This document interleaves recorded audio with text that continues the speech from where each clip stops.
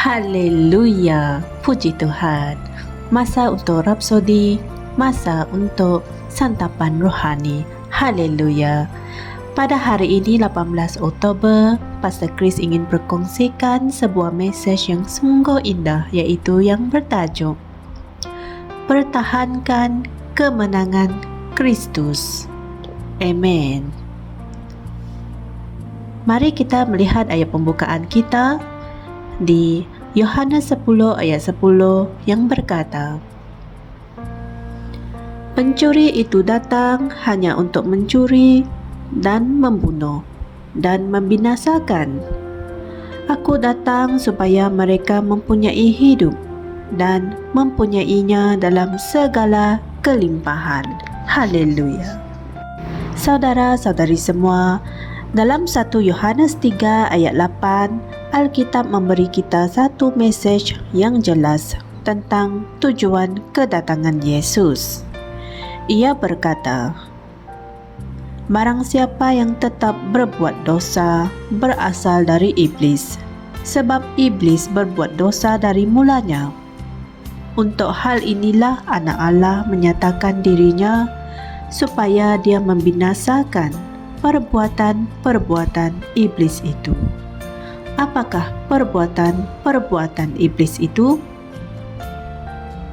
Dalam bahagian yang pertama, ia mendedahkan perbuatan iblis itu sebagai dosa, melakukan perkara yang tidak sesuai dengan kehendak dan rencana Allah.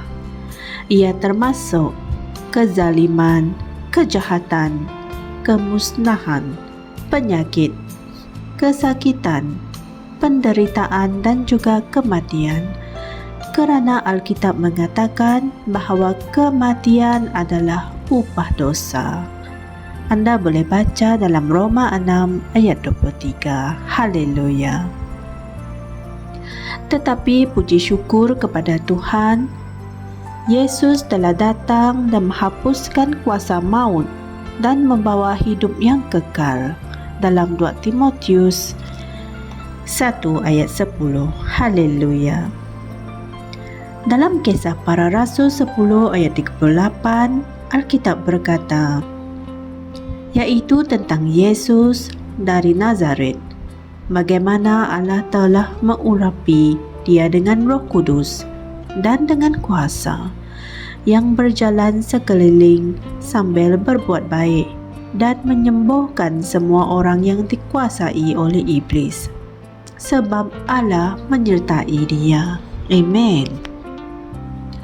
Saudara-saudari semua, segala kesakitan, penyakit, kesengsaraan, dan penderitaan di dunia semuanya adalah perbuatan iblis. Tetapi Yesus membawa kesembuhan dan kesehatan yang baik. Dia membawa cahaya, sukacita dan damai sejahtera. Haleluya. Dia memusnahkan semua perbuatan iblis. Haleluya. Oleh itu, sekiranya iblis cuba menyatakan perbuatan-perbuatannya dalam tubuhmu, dalam rumahmu, atau dalam mana-mana bahagian hidupmu, kamu hanya perlu ingat bahawa Yesus telah memusnahkan kesemua itu. Amen. Apa yang kamu perlu lakukan adalah mengekalkan imanmu pada apa yang Dia telah lakukan. Puji Tuhan. Jangan membiarkan apa-apa daripada syaitan dan kegelapan bertapak di dalam hidupmu dan dalam lingkungan pengaruhmu. Haleluya. Ibrani 2 ayat 14 hingga 15 berkata, Kerana anak-anak itu adalah anak-anak dari darah dan daging, maka dia juga menjadi sama dengan mereka dan mendapat bahagian dalam keadaan mereka, supaya oleh kematiannya dia memusnahkan dia, iaitu iblis, yang berkuasa atas maut, dan supaya dengan jalan demikian dia membebaskan mereka yang seumur hidupnya berada dalam perhambaan oleh kerana takutnya kepada maut. Amen. Kitab suci ini telah disempurnakan. Oleh itu, pertahankan kemenangan yang Yesus Kristus telah kerjakan bagi pihak kamu dan nikmatilah kehidupan yang mulia di dalam Dia. Haleluya. Saudara-saudari semua, mari kita sama-sama membuat pengakuan ini. Aku mempunyai kehidupan yang sama seperti Yesus dalam sepenuhnya, dalam kepenuhannya. Oleh itu, hidupku adalah kalis kesakitan, kalis penyakit, kalis kemiskinan, dan kalis kegagalan. Ia merupakan kehidupan yang penuh dengan kemuliaan, kemenangan, kejayaan, dan kecemerlangan. Tiada apapun daripada iblis boleh tinggal di dalam diriku, kerana aku telah memeluk kehidupan yang luar biasa dalam Kristus Yesus. Aku mengambil bahagian dalam sifat ilahi. Aku telah mengatasi dunia ini. Haleluya. Saudara-saudari semua, sebagai renungan tambahan, anda boleh mengkaji dari Alkitab 1 Yohanes 5 ayat 11 hingga 13 dan 2 Timotius 1 ayat 9 hingga 10. Haleluya. Jangan lupa beritakan Injil firman Tuhan ini kepada semua dengan menekan butang like, share dan subscribe di YouTube channel TNI Asia 4. Jumpa lagi esok. Tuhan memberkati. Shalom.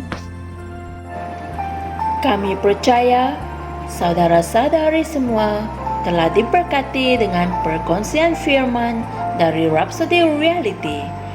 Bagi sesiapa yang ingin menjadikan Yesus Kristus sebagai Tuhan dalam kehidupanmu, kamu boleh mengucapkan doa ini bersama dengan saya. Ya Tuhan Allah, aku mempercayai Yesus Kristus, Anak Allah yang hidup dengan sepenuh hatiku. Aku percaya Dia telah mati untukku dan Allah telah membangkitkan Dia dari kematian. Aku percaya Dia hidup hari ini. Aku mengaku dengan mulutku bahwa Yesus Kristus adalah Tuhan dalam hidupku mulai dari hari ini. Melalui Dia dan di dalam nama-Nya, aku mempunyai kehidupan yang kekal. Aku telah dilahirkan semula. Terima kasih Allah kerana menyelamatkan jiwaku. Aku sekarang adalah anak Allah. Haleluya. Tahniah, sekarang kamu telah menjadi anak Allah. Untuk apa-apa sebarang pertanyaan atau untuk mendapatkan lebih banyak maklumat mengenai bagaimana untuk bertumbuh sebagai seorang Kristian, anda semua boleh hantar mesej di akaun Facebook kami atau email kami di tnimsia@gmail.com. Sekali lagi, tnimsia@gmail.com. Tuhan berkati anda semua.